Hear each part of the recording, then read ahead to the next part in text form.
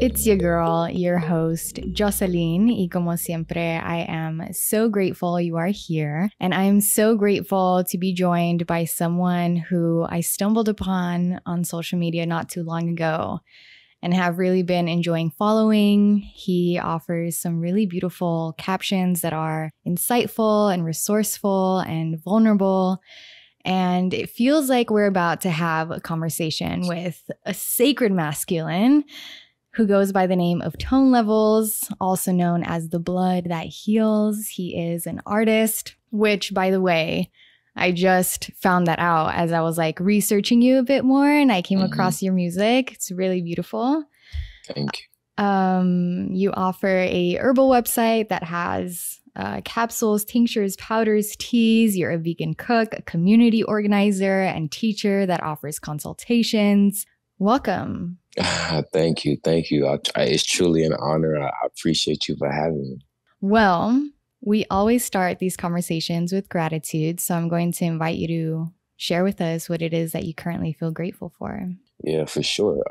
So one of the main things that I am grateful for, it actually just happened recently.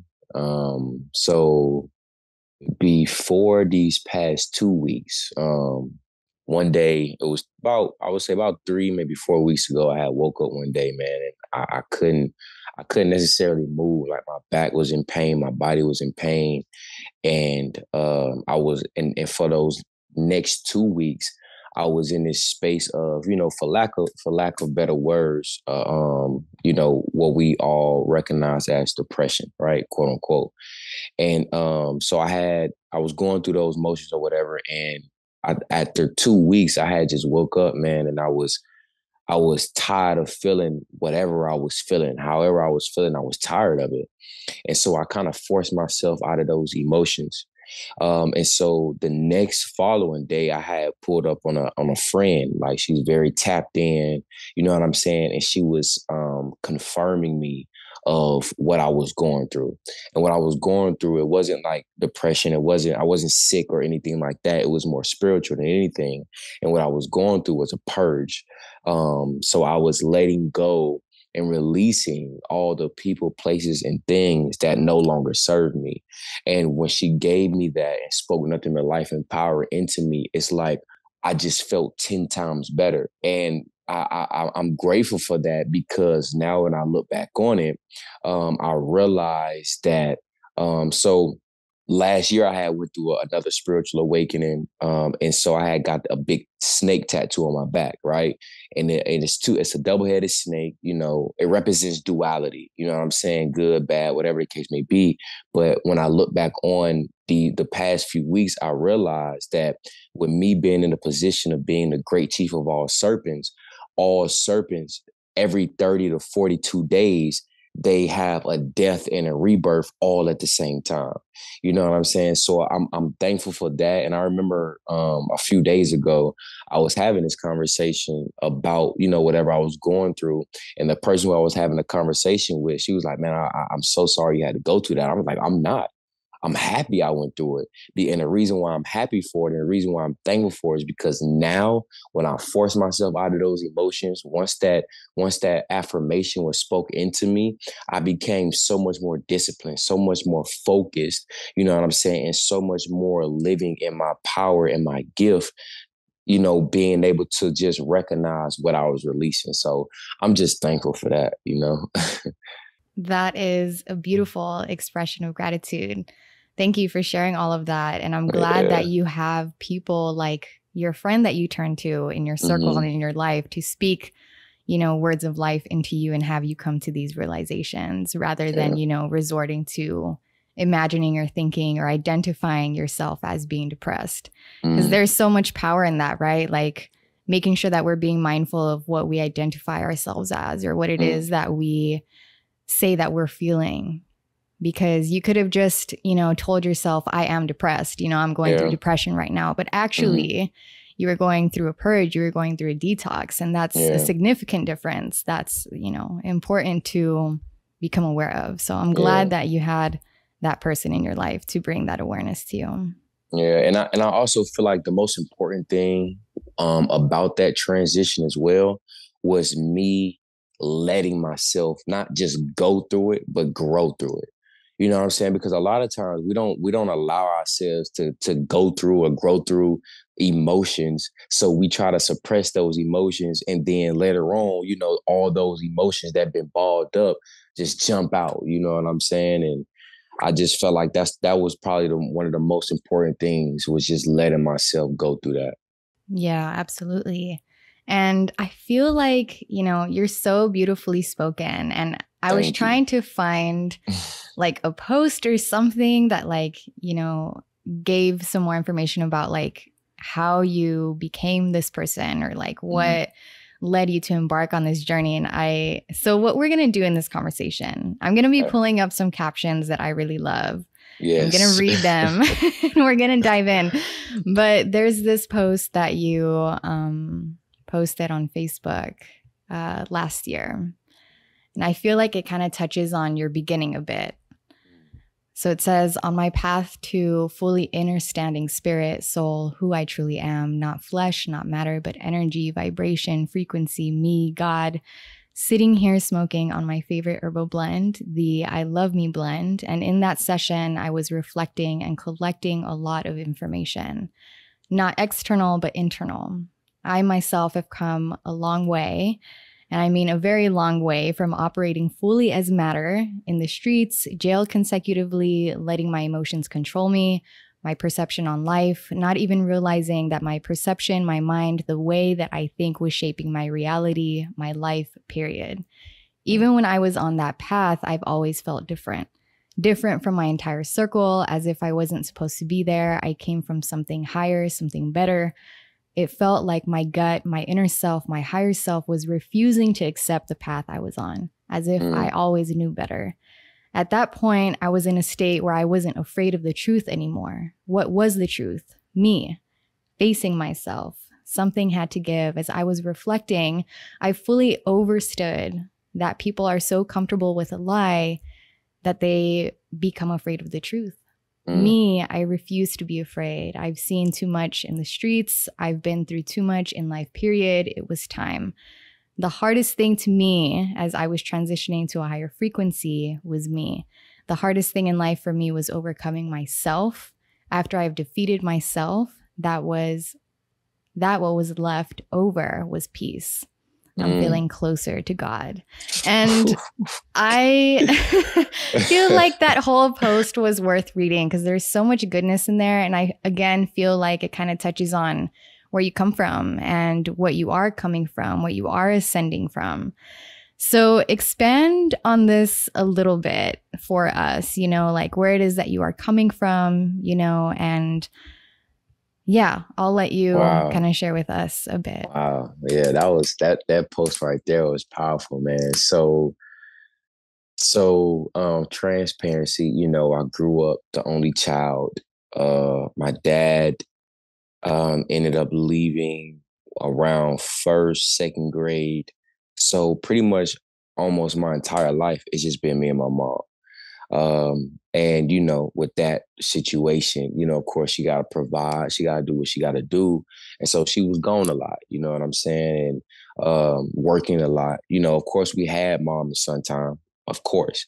But it wasn't a lot, you know what I'm saying? And so those times where I was alone, I would go outside, play with the neighborhood friends, whatever the case may be. But then a lot of my friends in that neighborhood started branching off in their own lives. Some started moving, you know what I'm saying? And so growing up, man, I always felt alone, but spiritually and subconsciously, I never felt lonely, because I always felt that there was entity or God, Jesus, whatever, you subscribe to, whatever the case may be. I always felt an energy present that was always watching me, guiding me, leading me, assisting me, protecting me. And so, so from there, for lack of better words, I jumped off the porch. You know what I'm saying? I branched out from my neighborhood to other neighborhoods. You know what I'm saying? And I started meeting individuals And, their lifestyle was more street oriented. And so, of course, me wanting friends, me wanting to be around people, me wanting and needing guidance, I pretty much gravitated towards that. You know what I'm saying? Because that was all I seen. And so, yeah, so, beyond that, man, I was in the streets, like I said in the post, man, been in jail a couple times, went to, behind the wall. And so what I realized was that even when I was in the streets, I always felt different. You know what I'm saying? Like I said in the post, I always felt different. Like for some reason, and this is no knock to the homies, but I always just felt smarter. You know what I'm saying? What I mean by smarter is I always thought things through instead of always trying to act or react on something instantaneously. You know what I'm saying? I always felt different by, even the life that I live, me smoking and drinking every day. You know what I'm saying? It was like deep down inside of me, there was something inside of me that refused to accept the life that I was consciously about to accept. And so one time, I was behind a wall, I was locked up, man, and I was already big on like quote unquote government conspiracies, right? And so we just throwing things back and forth, whatever the case may be. And my bunkmate, man, he mentioned a term called GMO. And at that time, I didn't know what GMO was. You know what I'm saying? I'm like I said, I'm in the streets, And so he told me what GMO was. But because I always had my own mind, when I was able to get in front of a computer, I looked up what GMO was myself. And so from there, I switched my diet to all organic. I'm still eating meat, whatever the case may be, but I'm making sure it's all organic, grass fed, whatever the case may be. And I felt like at that moment, that's when the transition started to happen. And when I look back on it now, I realized that food has a spirit, it's very spiritual. It has a spiritual component, and the food and the things that we put and consume inside of our temple, that has the capability and the power to even keep our DNA dormant. Like they say, 98% of our DNA is junk DNA, right? The things that we consume either keep our DNA dormant and or starts to unlock our DNA. And I felt like the moment I started to transition to eating my food, that's when to the food I consume, that's when my entire life just started changing. And more information about food just started dropping into my lap. So I started from eating organic, then I started eating only, organic, of course, chicken and seafood, then just seafood, then vegetarian, then I became vegan. And now I like to call myself a more natural eater, because even on my lives, like my community gatherings, I tell my community, like, okay, you could be vegan. I'm all for the transition, 100%. But at the end of the day, I always push for the more natural side. And the reason why I say that is because I know people that's not vegan, that's more healthier than vegans, because the vegan food that's out there is highly processed. So, of course, I say that I'm vegan, so people can identify my lifestyle, but inside of me, I'm more of a natural eater. So I just say that to say, man, me transitioning my diet, I feel like it unlocked my DNA to the point where I just started to remember who I was. I started to remember, no, smoking and drinking every day and consuming these chemicals, is not good for my temple. You know what I mean? I started to really read books that actually hold more content, you know what I'm saying? Something more that I can apply to my life, you know what I mean? So I feel like food was definitely the biggest component. And, once I came to realization that when I look back on it, I always felt like I was always at war with something, or I always was at battle with something. And I realized that the only person that I'm at battle with and at war with is myself. And once I can overcome myself, I can overcome anything. Once I can overcome my own doubts, my own anxiety, my own self let downs, or once I'm able to forgive myself and not depend on something external outside of me to forgive me, but I can look myself in the mirror and know who I am and forgive myself for the things that I've done. Oh, baby, anything else is, it's game time. Anything else I can overcome. So yeah, I broke that post down the best way possible. Yeah, you did. And I just feel called to share, like, I feel like it's so important for people in general, but I think especially men, to hear conversations like this and to Mm, be surrounded by men who are vulnerable and open to expressing their truth, mm, because it's really healing. And I feel like it's, you being able to be so honest with others about your own life and your own journey is a reflection of you being able to be honest with yourself. Like yes, you providing that safe space for yourself, first and yes. foremost. Mm, So I just wanted to acknowledge that. And also, like, when I was like reading more about you and all of that, like, I just felt so proud of you. wow. And I wanted to make sure that I like told you in this conversation, like, I don't know you like that, Yeah, for but I don't sure. need to like feel proud of you. And I just wanted to Thank you. say I'm really proud of you. I truly appreciate that. So there's a couple things that I want to expand on a little bit from this post. One of them is, you coming a long way from operating fully as matter. Hmm. And the way that I perceive that is, you no longer identifying yourself as solely human or as solely Yeah. your body. And something that, I thought of not too long ago is that it's so important that we do expand outside of the identity of being solely human, because when we only identify with being human, we are limited Mm, because the human body is limited. Whereas when facts. we identify with our spirit, we become more expansive and limitless because spirit Mm. is energy and energy is boundless. So expand on that in your own words a little bit.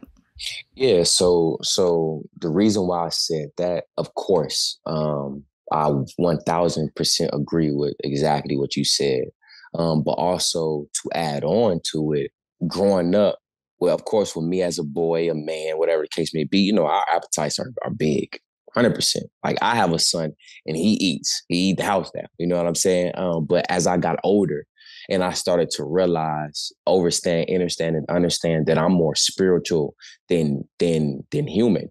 You know what I'm saying? Because I'm spiritual first. I'm a spirit and soul being first. I'm energy. I'm matter. I'm energy. I'm frequency.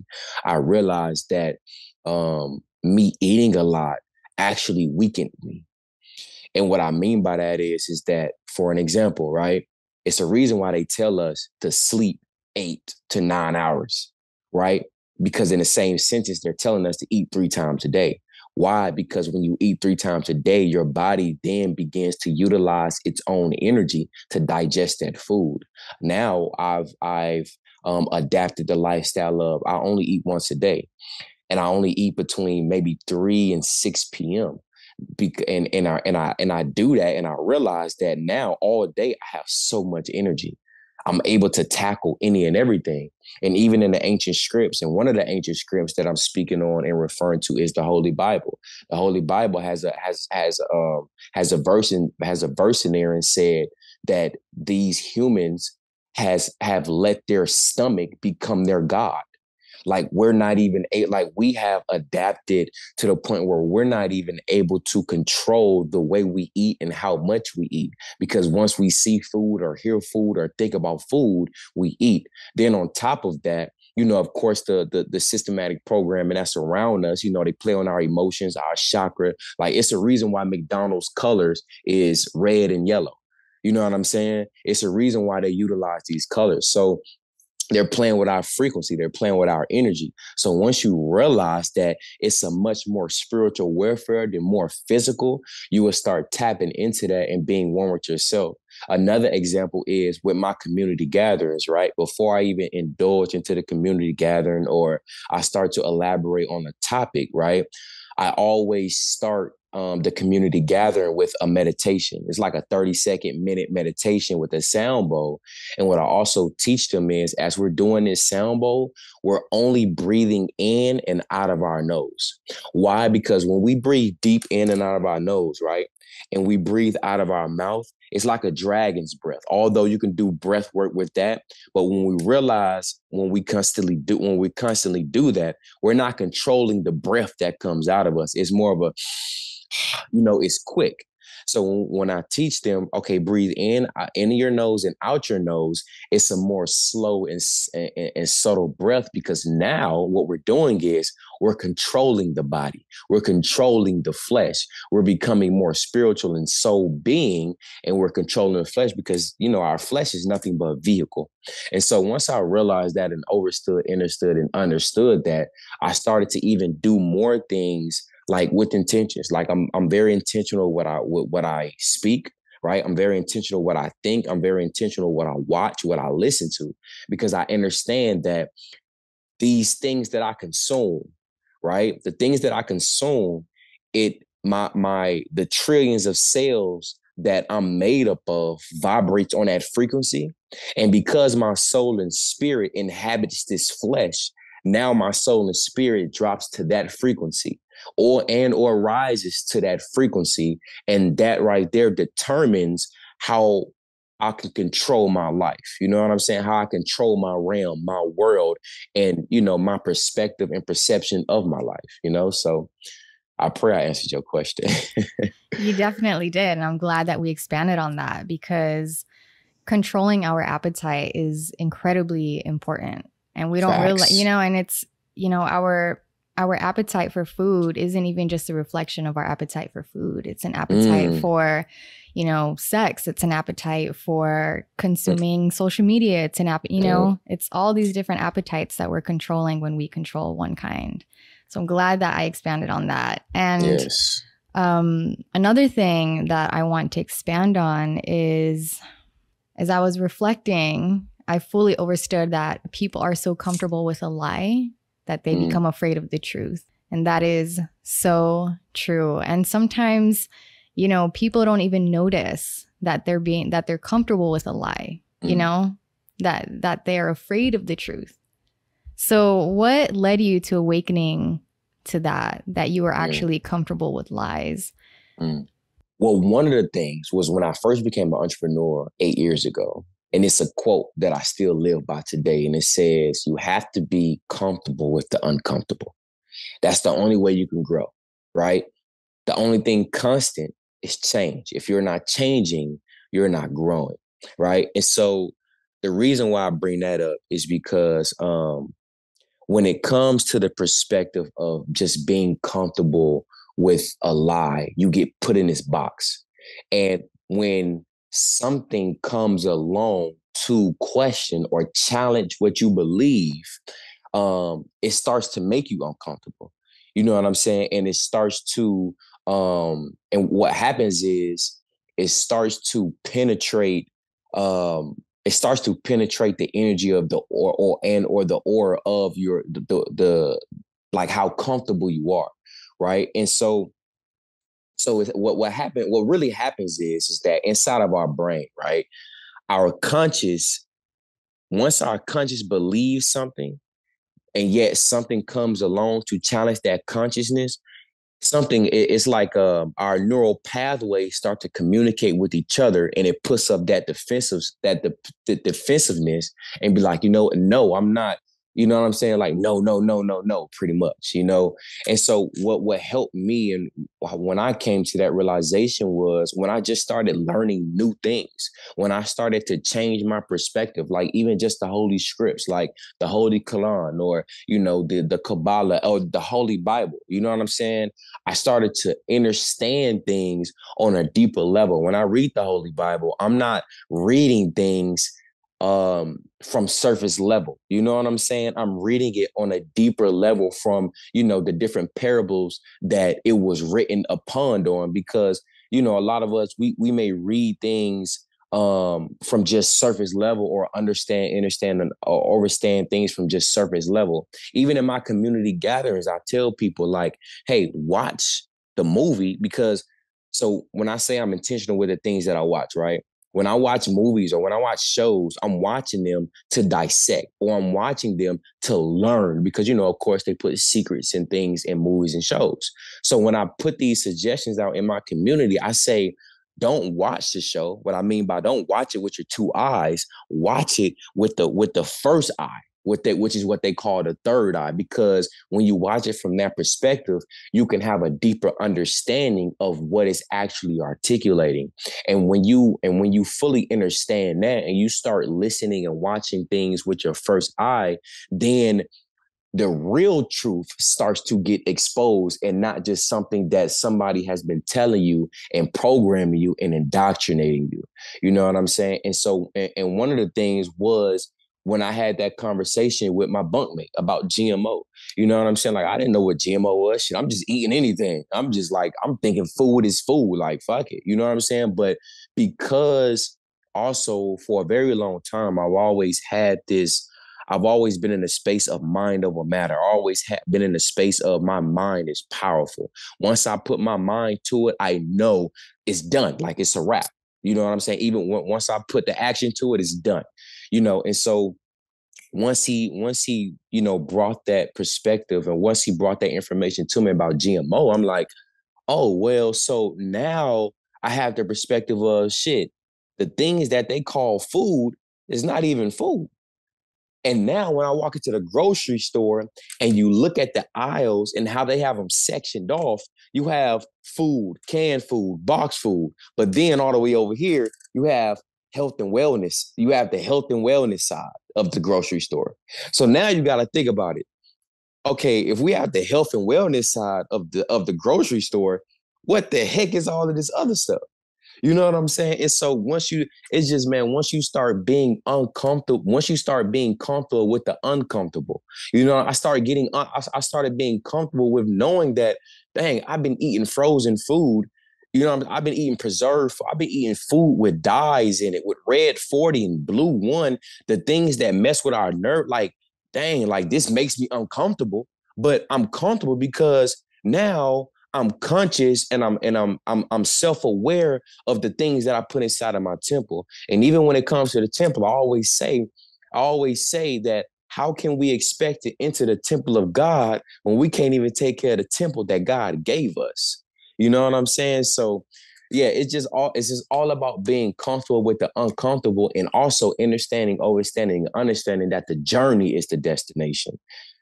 So yeah, man, that I pray I answered your question. I know I be rambling on. I just be getting so excited with the conversations.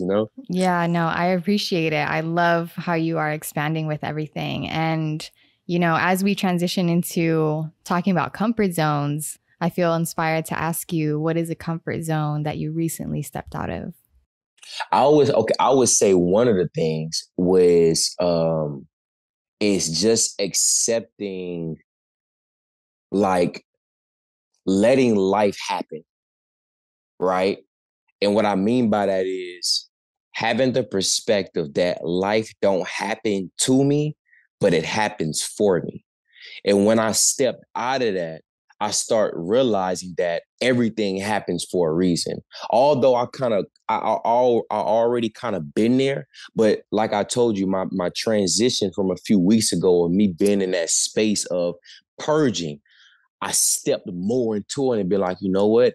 Everything happens for a reason. Like, I know it may sound some cliche to a few listeners, whatever the case may be, but it literally happens. Like, okay, like for an example, I had posted a few weeks back, I said on my story, I said, in traffic, right? We get so caught up in trying to get to where we're going in a rush to go around this school bus that's slow, not knowing that this school bus was placed here in front of us to go slow, to save us from the accident ahead that we could be involved in. So when we have that perspective, it's like, okay, now we got to jump into the power of now, the power of being present, the power of not worrying about tomorrow, not worrying about what we did yesterday, but just being more in the present moment and doing the things that we need to do now. You know what I'm saying? And so I feel like me stepping out of that comfortable space of like, oh, I'm gonna just let it happen, or, yeah, like everything happened for a reason, but you know, I feel like that right there was more so me taking more control over my life. And although we can't control everything that happens to us, but we can control how we respond to it and not react to it. Because when we react, it's more emotional. You know what I'm saying? But when we respond, we can sit back and we can analyze. We can come from an intellectual point of view and be like, okay, if I respond and not react this way, how would this play out? And you know what I'm saying? It's like chess. It's like examining every move before we even move, and then examining every respond to once we respond to what just happened. Okay, how is that going to respond to my response? You know what I mean? So yeah, it's powerful, man. It's powerful being able to have that perspective and taking control over your life and getting out of the comfort zone and actually being uncomfortable. I'm actually being comfortable with the uncomfortable.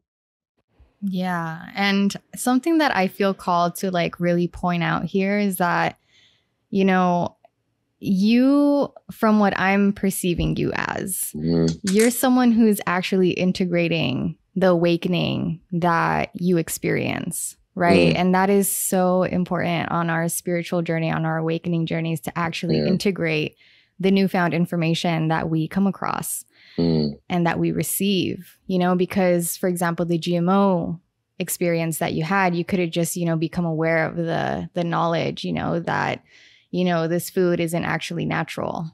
And you're like, oh man, that's crazy. Like GMO, okay. And done nothing about it. And done nothing about it. Yeah. But you actually integrated that information. And I feel like you being someone who genuinely integrates your awakening is really contributing to the pace of which you are evolving. Wow. That's a beautiful perspective. Yeah. I didn't even think of it like that. Wow. Yeah. And you know, I'm very, I would say that I'm very, even with me becoming an entrepreneur, like I'm for 8 years ago, I feel like that also played a part in my transition, because it's different quotes, like I said, you know, it's different quotes that add to it, and just being able to learn the information and apply it. Like even in my community, I say, hey, listen, even okay, boom, when we talk about divine masculine, divine feminine, everything is duality. You have a divine masculine, you have a divine feminine. And I tell my community, hey, knowledge is divine masculine, right? But wisdom is divine feminine. And you get wisdom by applying the knowledge that you gained. And I also say that, and I also speak that a wisdom comes with experience as well, right? Because on my last community gathering, I spoke about how not being in the mirror too long. And I'm speaking figuratively, right? So we'll get so caught up with our own healing or our own situations or our own life journey and learning from that, to the point where we're not understanding that this same journey that we're on, we can utilize the wisdom that we gain, and we can look at somebody else that's on that journey and pull them off to the side and give them wisdom on, hey, I've been there, right? I made that decision. Don't make that decision. Try to, you know what I'm saying, figure out other decisions or routes that you can go, because I've already been down that route. Like we can pull other people and help people on their journey. So I feel like it's very important to utilize and you know, utilize and apply the knowledge to create that wisdom. You know what I mean? So yeah, it's very important. Yeah. And this first post that I shared was posted on August 31st of last year. Wow. Has this journey, like, I mean, I know you mentioned just now that your entrepreneurial path definitely contributed to your spiritual path, which you know, definitely makes sense, and I'm 100% sure that it has contributed to your growth. But do you feel like the activation, like the full on activation, like really took place around this time last year? Or like, was there a specific moment where you feel like you were really being propelled in this direction? Honestly, no. I don't think that it was something like, oh, a wake up realization and then a change. You know, like I always say, the journey is the destination. That your post, like it reminded me, like, damn, I'm still on that journey. You know what I'm saying? Because I still have those. I still have those times where I reflect on where I came from. I still have those times where I realize that although I am a spiritual being, although I am energy, I'm still having a human experience, and I may slip up. You know what I'm saying? I may, eat too much. And now I gotta sit with that. And I be like, damn, man, I ate way too much.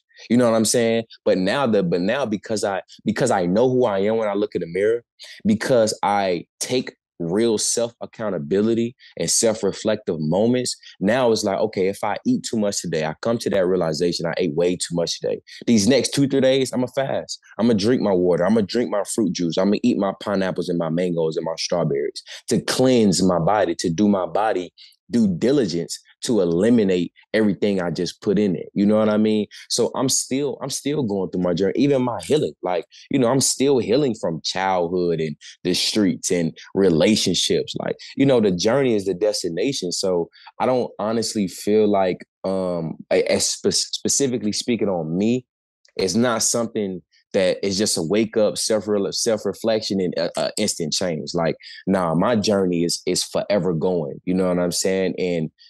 And I always say that as well, like time is relative. You know what I'm saying? Although we may look at last year as August is a year, shit, in the spiritual realm, that was probably 2 weeks. You know what I'm saying? So yeah, I feel, man, it's a journey, man. And I'm just loving it and I'm embracing it. And it's just something that I'm just really just loving to reflect on. Yeah. Yeah. You can feel that. And I love Yeah. that.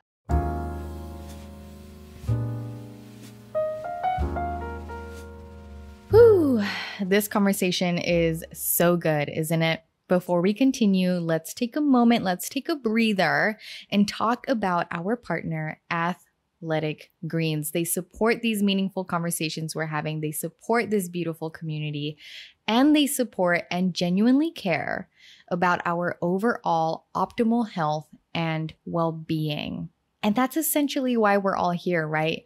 We are here to experience optimal health and well-being mentally, physically, spiritually, and something that I have known is essential to experiencing optimal health and well-being is taking daily nutritional supplements.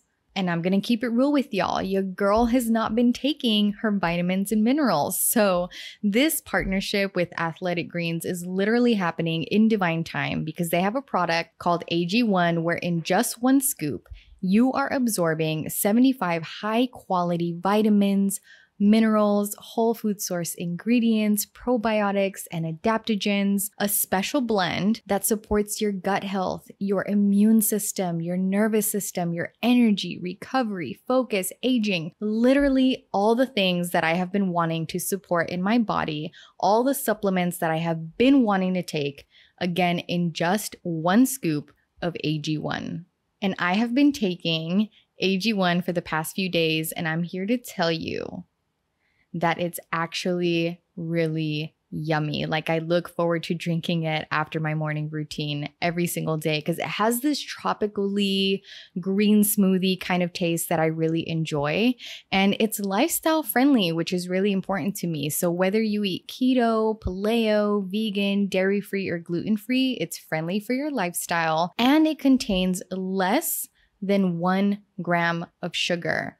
It has no GMOs, no nasty chemicals or artificial anything, again, while still tasting good. I have been so excited to share this partnership, this brand, this product with you all. And to make it easy, Athletic Greens is going to give you a free 1-year supply of immune supporting vitamin D and 5 free travel packs with your first purchase. All you have to do is visit athleticgreens.com/SWG. Again, that is athleticgreens.com/SWG to take ownership over your health and pick up the ultimate daily nutritional insurance. I went ahead and put the link in the show notes as well. Okay, let's get back into this incredible conversation. So let's talk about, overcoming the self. Mm-hmm. Which is, I feel like, the most essential part of this journey.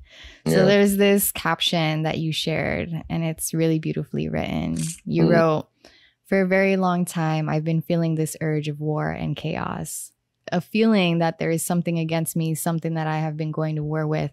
It wasn't until a couple of months ago that this whole time I realized that I've only been at war with myself. So, For a long time, I've been my biggest critic, my biggest disappointment, my biggest adversity, my biggest setback, all of which was out of fear.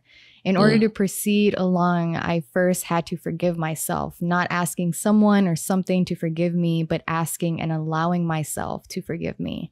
Forgiving myself for not trusting myself, loving myself, valuing myself, listening to myself. That was the first step to my healing and becoming the best version of myself. Next, I began to start knowing myself, what I like, what I don't like, what my boundaries are, and what I truly want out of this experience as I go through mm, different chapters and levels. Next, I had to overcome myself, the self doubt, the small insecurities, and many other feelings, thoughts, and actions that may have been holding me back in becoming the best version of myself. Once I overcame myself, I can overcome anything. wow. And you brought this up earlier in the conversation, but yesterday I was thinking, like, as long as we continue to believe that the solutions or the liberation exists outside of us and not Hmm. within, we're going to continue to give our power away.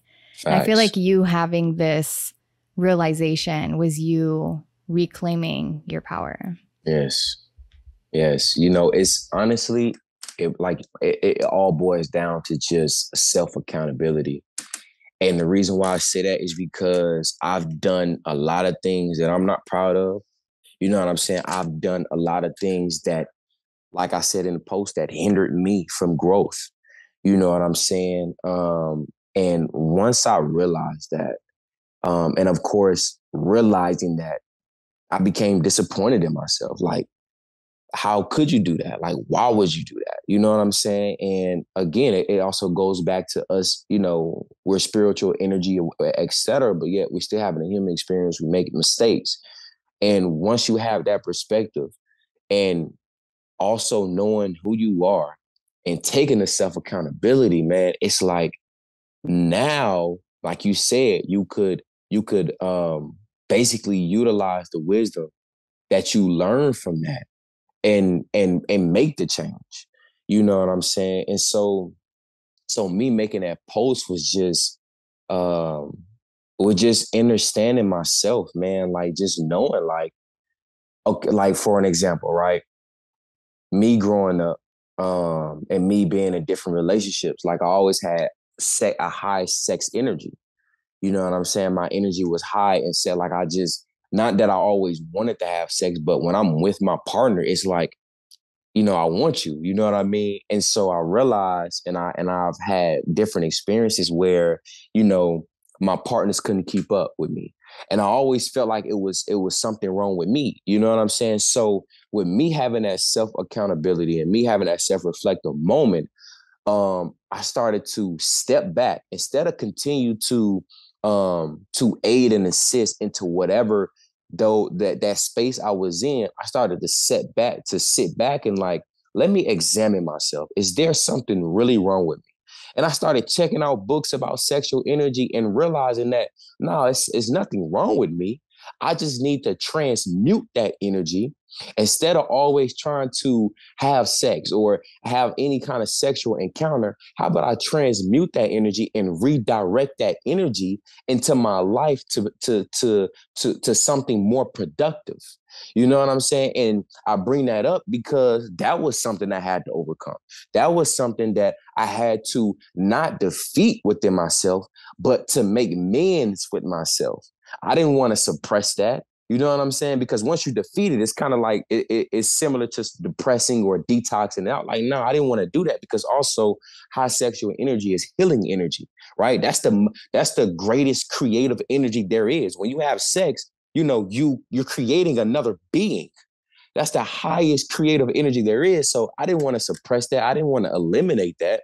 I wanted to become friends with that. I wanted to understand and understand that. So like I said, I just bring that up because that is one of the main things that I had to overcome within myself. And once I overcame that, it's like the wisdom came, and now it's like I'm running 7 businesses and people asking me, how can you do it? And it's because I'm redirecting my creative energy instead of, you know, instead of lowering my frequency and doing something that I've been programmed to do. You know what I'm saying? Us as men, we haven't been programmed to cultivate our sexual energy. As men, we haven't been programmed to not watch porn. That shit all in our face. You know what I'm saying? So yeah, I would say that's one of the main things, that I had to overcome. And I just wanted to elaborate on that just to draw an illustration on, you know, of overcoming myself. Yeah, thank you for sharing all that. And I'm excited to touch on semen retention a Ooh. bit in the conversation, but I still want to expand a little bit on forgiving the self, hmm specifically when it comes to shame and guilt. hmm Because something that I realized when I was awakening to, when I had like my twin flame moment, Yeah. whether or not that was actually my twin flame, I'm grateful for that experience because it awakened me to masculine and feminine energies Mm. and a lot of knowledge surrounding that. And something that I realize is that, I don't want to put labels but from my own life experience and my own, observations, I've noted that men who carry guilt and shame are really weighed down, Yeah. heavy, like really heavy. And I feel like a lot of men have that experience. And, I don't know. I'd love to have you share with us a bit more about you forgiving yourself and if you had to overcome guilt and shame. I know you kind of touched on it, but I want to expand on it a little more because I think it's really important. Yeah, yeah, for sure, man. It's a lot of things that, like I said, I've done that I'm not proud of. You know what I'm saying? And I feel like one of the things that,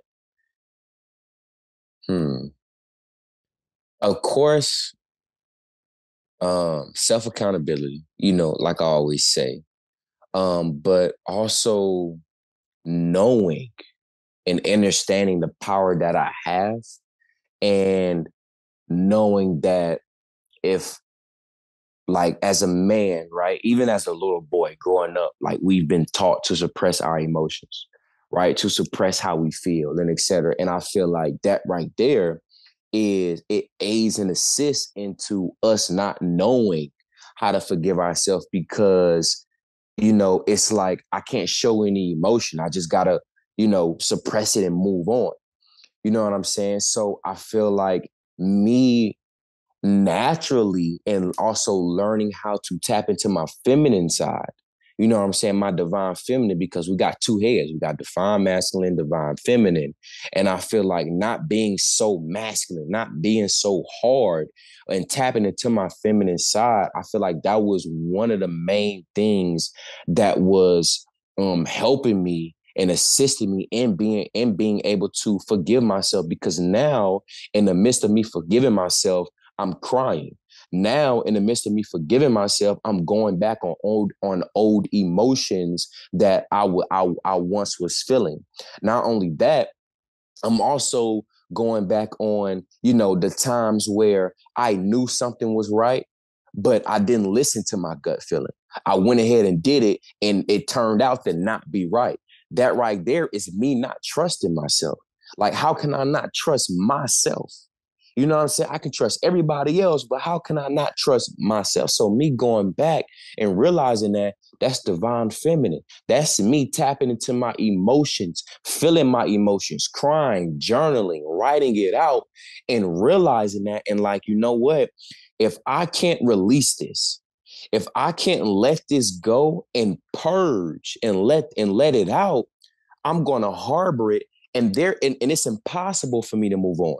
It's impossible for me to not be toxic or not show toxic. It's impossible for me not to be fully successful, or to me reaching my fullest potential or my highest self. So I have no choice but to purge this out, so now I can move on. You know what I'm saying? It's something that I learned by a god, a king named Jason Wilson. He said, do not let trauma time travel.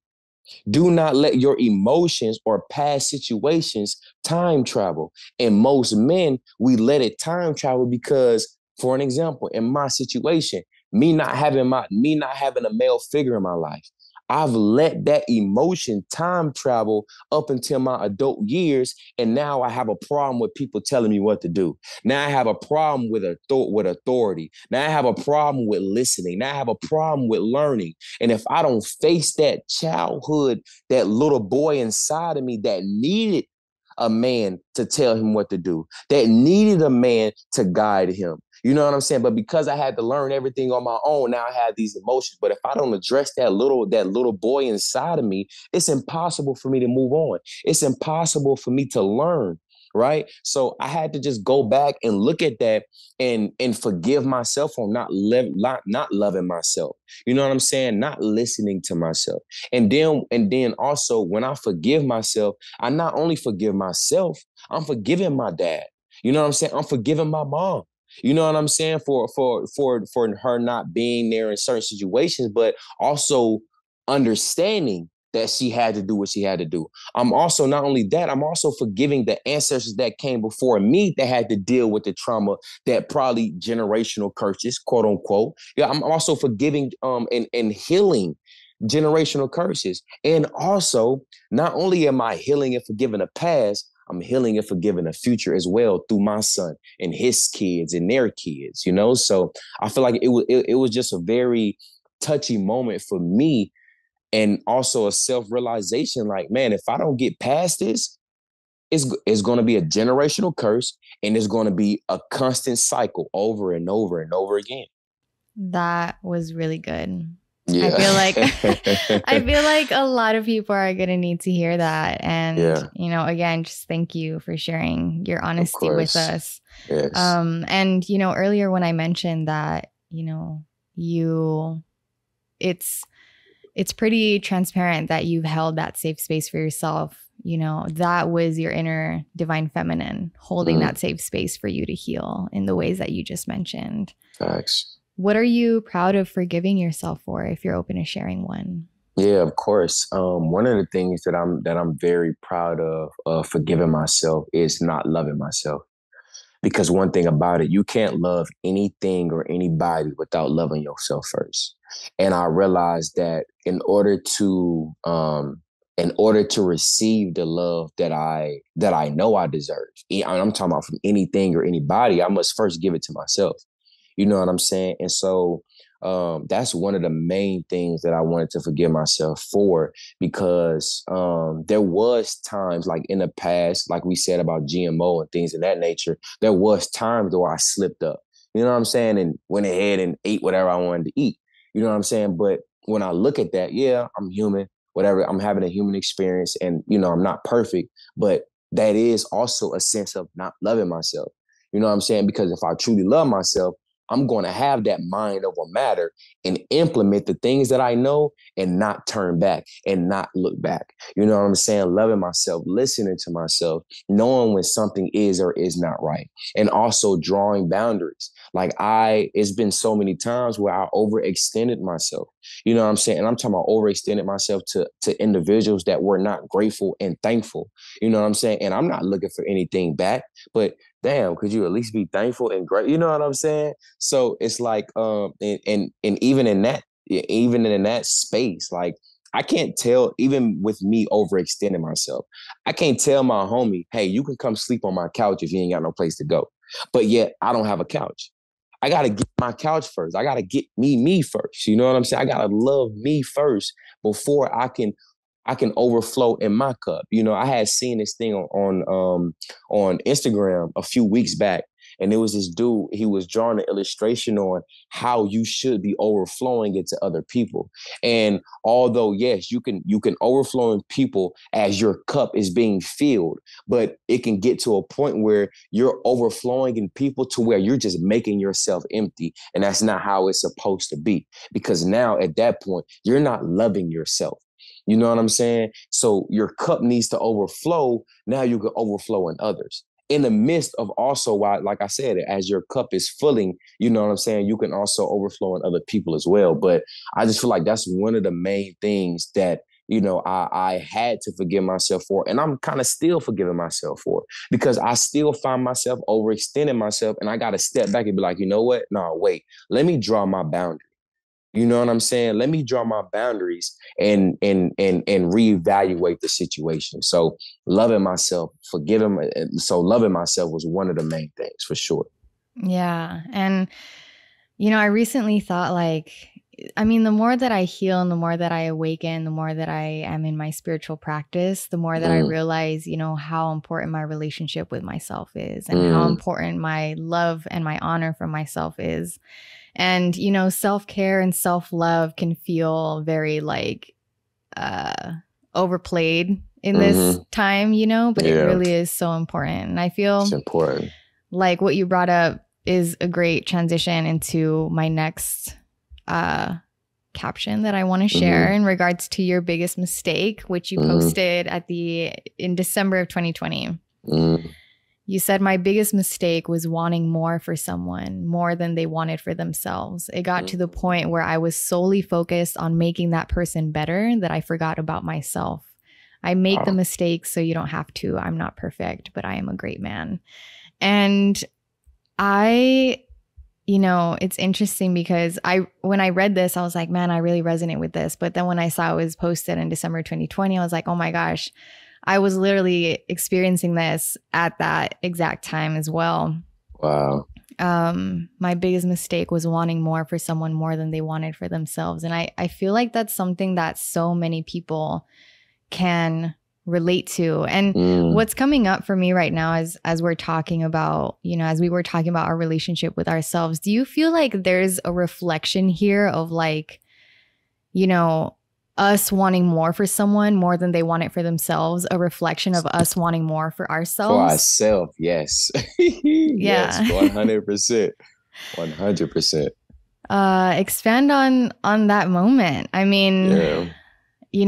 for me personally, when I was going through that, it was like my quote unquote twin flame experience, Mm. right? And you have the runner, you have the chaser. I was the chaser in this experience. And I realized that, I had spent months trying to awaken this person, trying to heal this person, trying to change Mm. this person, trying to also like prove myself worthy of this person. Mm. And eventually I realized like, man, I am so depleted. Like there is literally no more that I can give of myself to this person. Wow. Like Yeah. and it's important that we don't get ourselves to that point. Yeah. But I'm grateful that I did because I learned from that experience. But share with us a little bit more about your experience with that. Yeah, so my perspective of that, even now when I look back on it, and over time, after I even posted that how I felt, man, I started to realize that us as individuals, when we're in that space, what it is that we are falling in love and we are loving this person in a chapter that they're not in, that we see them in. So this person can be in chapter 13, but yet because we see the potential that this person had, we're loving this person in chapter 52. You know what I'm saying? And so what happens is that we start loving this. We're not truly loving this person, because if we truly love this person, we will love this person as they're coming and as they're going, which is going to the chapter that they're in. And I started to realize that, and I was like, wow. So now it's like, at this point, I have to make the conscious choice and decision to either continue to aid and assist this person as they're going through different chapters, or remove myself from the situation and let them go through the chapters that they need to go in, that I can see and that I know that they're going. You know what I mean? And so that's one of the recognitions that I had. And also the point you made, like, even when we look at the situation from a bird's eye view, we got to realize, like, so because everyone that we encounter is a reflection of us, rather it's our lower self or higher self, Now I have to look at this situation. Okay, with me overextending myself, with me wanting more for this person and being frustrated with the situation, is it me just wanting more for myself? So now I have to sit back and self-realize, and you know what I'm saying, and realize that, okay, well, now is this situation the best for me?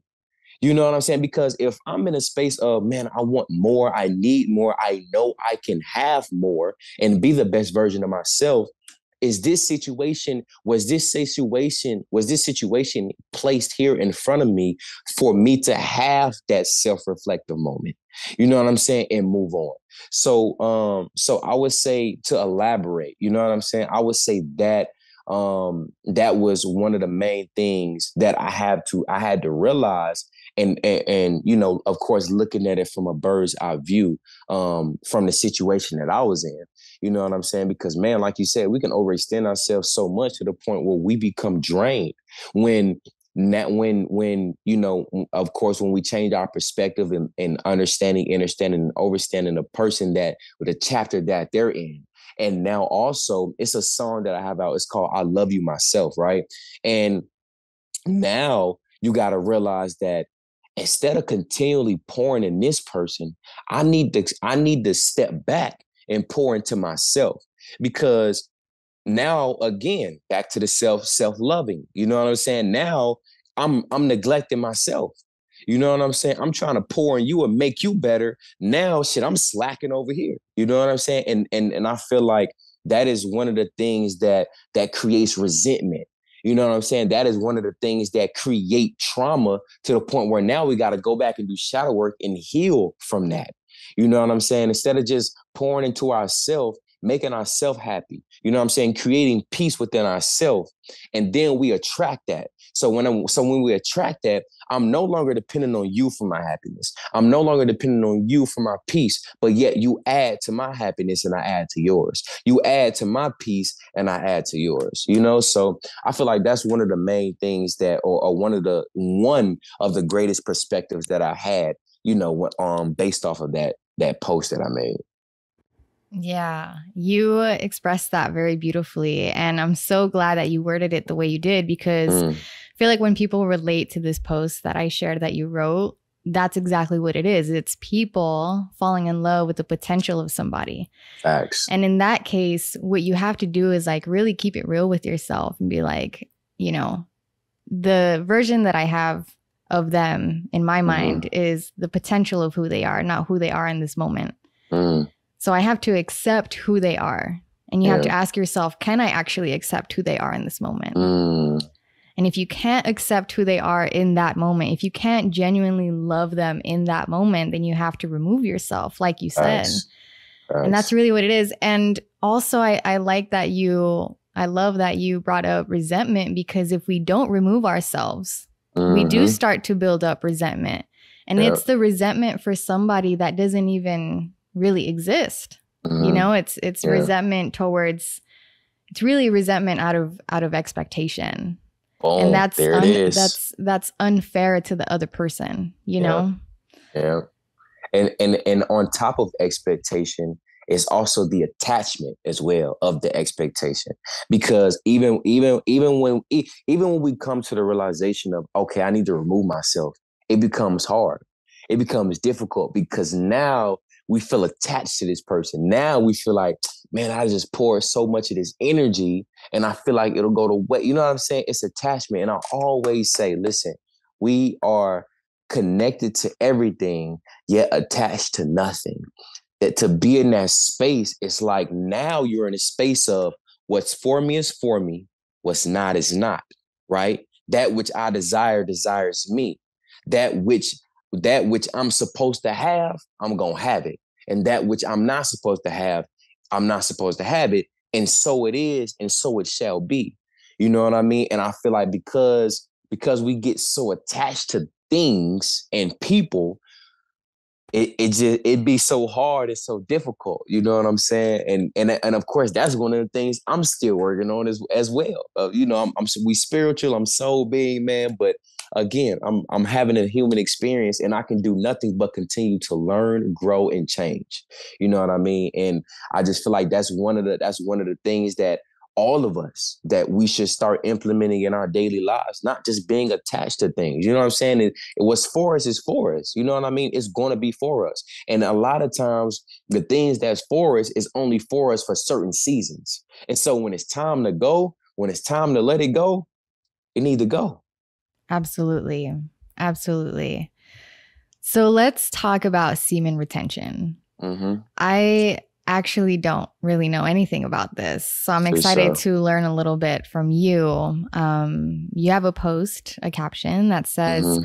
cultivating male sexual energy is the most powerful thing a man can do. Learning Yes. semen retention, ejaculation control, building your semen, practicing transmuting that sexual energy up the spine through the energy centers, the chakras, up to the crown. Good God, what a spiritual awakening. Mm. Tell us a bit about semen retention. I know, well, I don't know, but from what I saw, it seems like, that knowledge really was inspired from a book that you read. Yes. So tell us a bit more about that. Mm-hmm. Yeah. So, so we rewind like earlier in our conversation. I spoke about me having high sexual energy, me not wanting to suppress that energy, and so I just started checking out books. Man, one of the books was Cultivating Male Sexual Energy. The other book was The Teachings of the Jade Dragon. It's many books out there when it comes to learning, and what it really is, it's the subject of Taoism. You know what I'm saying? And so when it comes to basically semen retention and ejaculation control is two different things, right? Semen retention is basically being abstinent, is not having any sexual intercourse at all. Ejaculation control is actually having sexual intercourse but not ejaculating. And so I'm for both, right? But I teach the knowledge and the wisdom of both, but I'm more for ejaculation control. And the reason being is one, because first off, as a man, our sexual organ, our penis is a muscle. And you know what they say, if you don't use it, you lose it. If you're not using your muscle, you know what I'm saying? It becomes weak, whatever the case may be.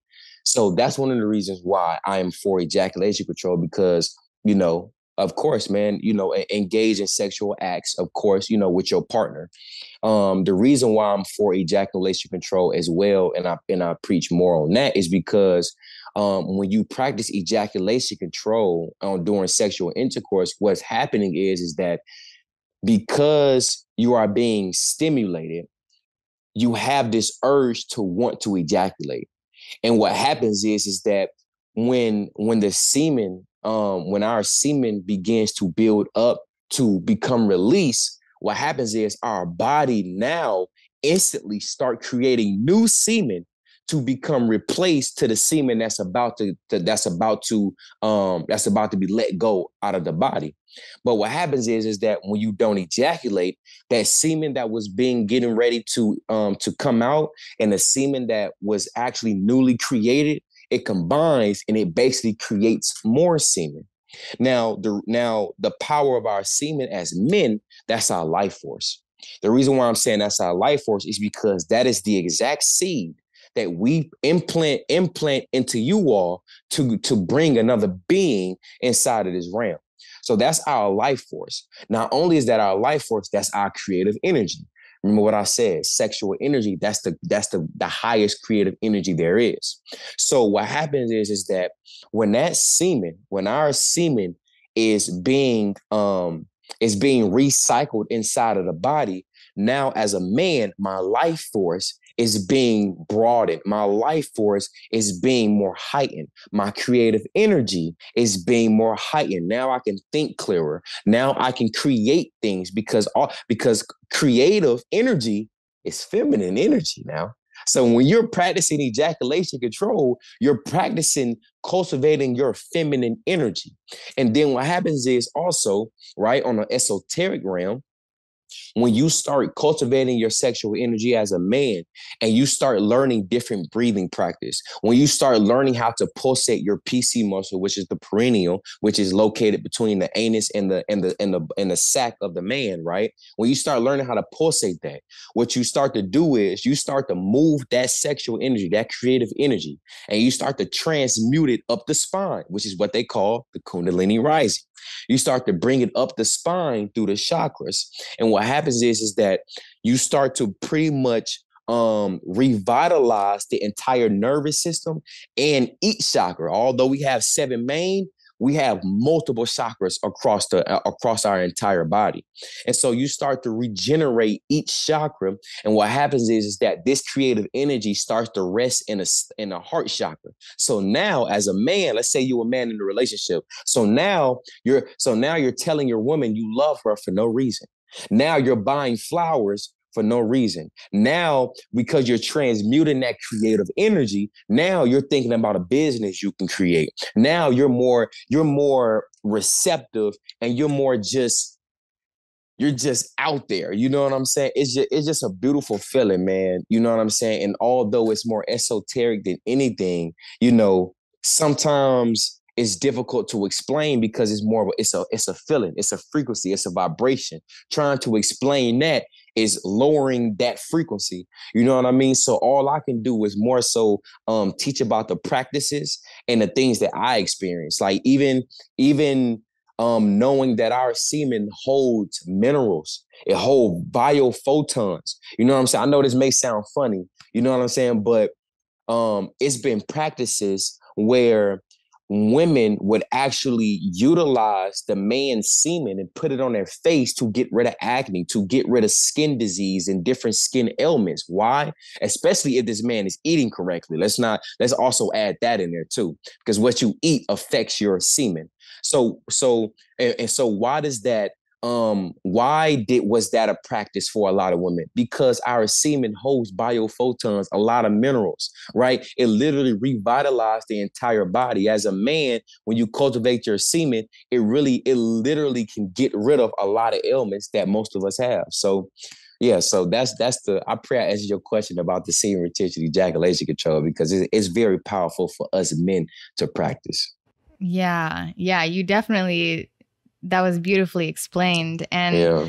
I'm just like listening to you, like, there's so much information out there, you know? Like sometimes I Man, get overwhelmed by everything that I want to learn.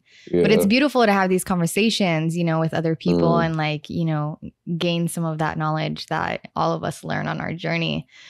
But something that, is coming up for me as a question in regards to this is like, if you are, practicing semen retention or ejaculation control, and mhm. that's building up, that energy, cultivating that energy within you, it still has to be expressed in some way, Mm-hmm. right? Because if For sure. not, I'm guessing that buildup will be unhealthy, or Yeah. is that incorrect? Like you still have to No. use that creative energy to create something. Yeah. Right. Yeah, for Whether it's sure. like Yeah. breath work or if it's like creating a business or whatever the case may Hmm. be, there's still an expression taking place that Yeah, matters. 100%. Yeah, Okay. 100%. That expression definitely matters. And the reason why I say that is because although cultivating your sexual energy and expressing that creative energy is feminine, but at the same time, cultivating your semen is also masculine. So you're also building up a tremendous amount of masculine energy, and that can be destructive, right? That's why in my class, I tell my men, listen, don't just build your semen up. Like, go to the gym, go walk, read a book, create a business, get a job, cook, learn how to cook, paint. You know what I'm saying? If you do music, do music. You know what I mean? Like, you have to express that. You have to.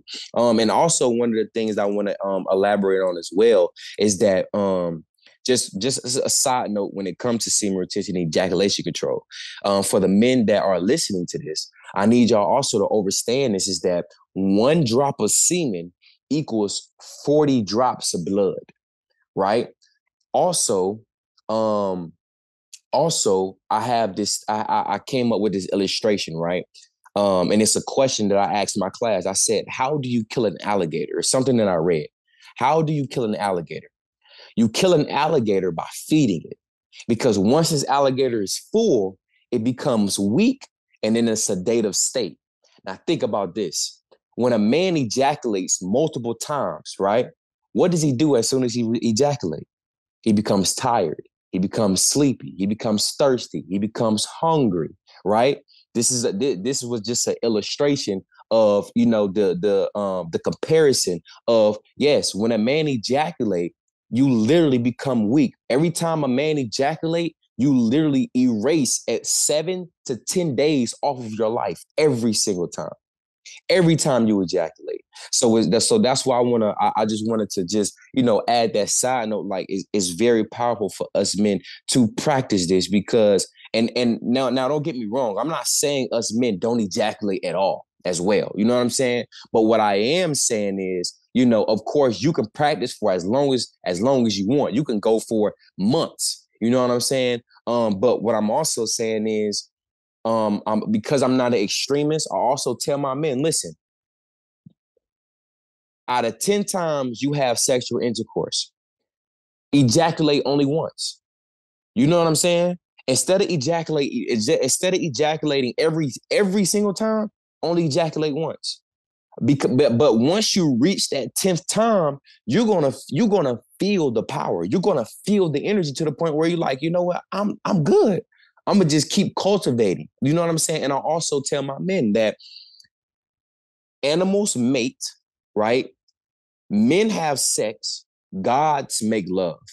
And I always tell my men that ejaculating, other than other than the reason to procreate, is a waste of energy and life force. Because if you think about it, we only supposed to be mating is if we're manifesting, or if we're creating or creating.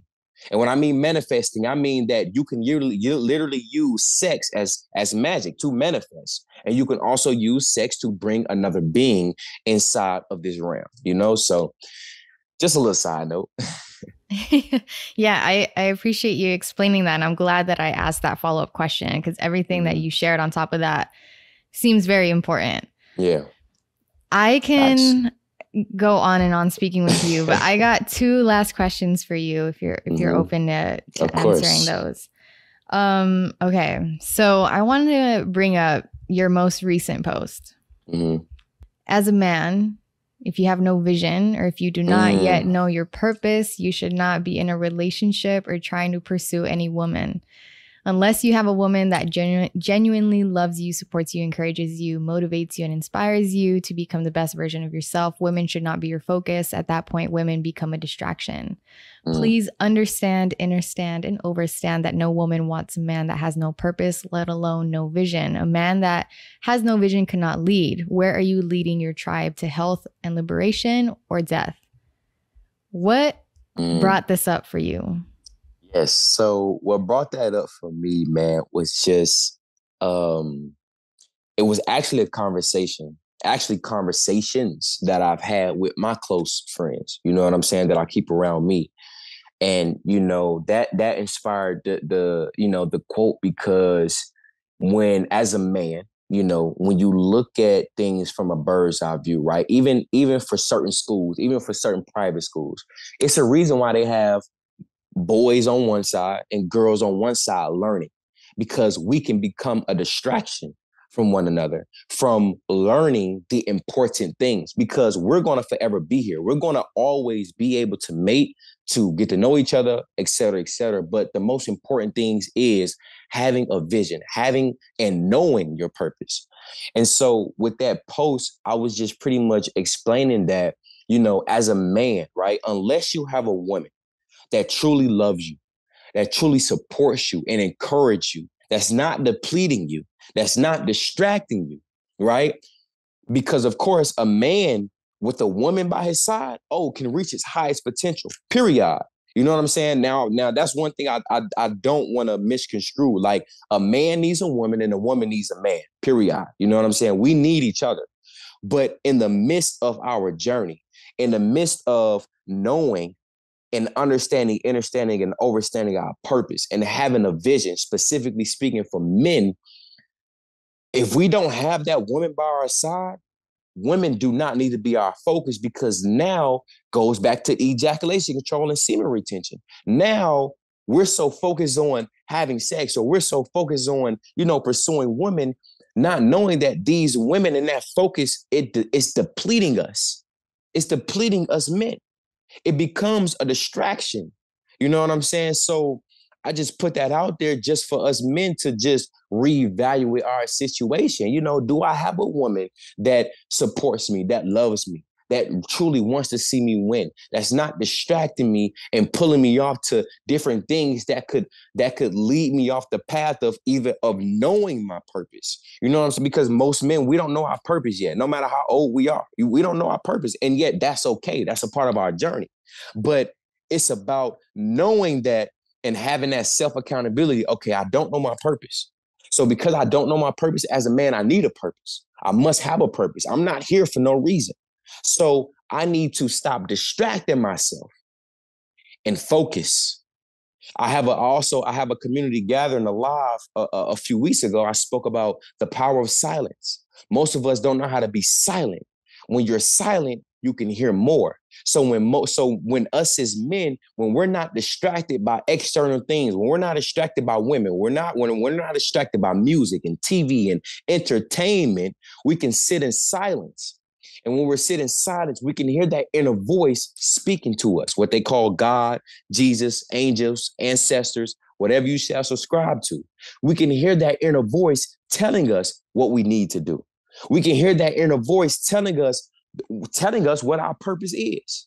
You know what I'm saying? So I just put that out there for us men to just pretty much reevaluate our situation and the environment and the community that we in, so we can know our purpose and know what we need to do to accomplish. You know what I'm saying? To pretty much leave a legacy, generational wealth, or whatever our route may lead. Mm-hmm.